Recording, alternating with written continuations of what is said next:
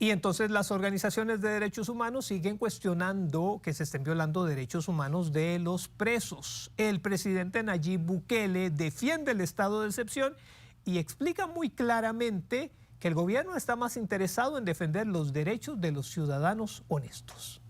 Creo que los derechos humanos, si bien nadie duda que los reos tienen derechos humanos, pero yo creo que algo que no se ha hecho y ningún procurador lo ha hecho antes, o por lo menos yo no recuerdo, discúlpenme si usted lo hizo y no me acuerdo yo, pero no han defendido los derechos humanos de la gente honrada.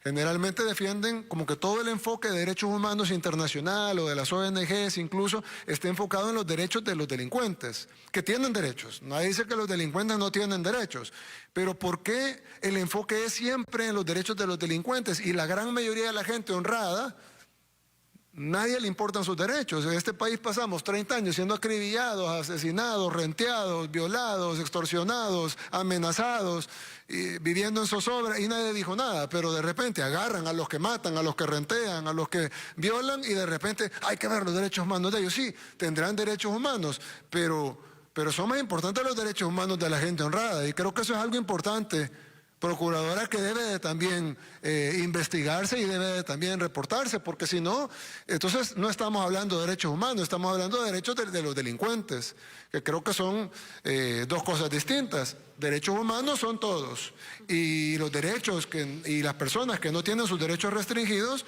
son las personas honradas, porque los otros tienen derechos humanos, pero tienen derechos restringidos. Por ejemplo, no tienen derecho al voto, no tienen derecho a la actividad económica, no tienen derecho a la libertad. ¿Por qué cometieron un delito? Entonces, si se les restringe, en Estados Unidos algunos no tienen derecho a la vida porque les ponen a la silla eléctrica.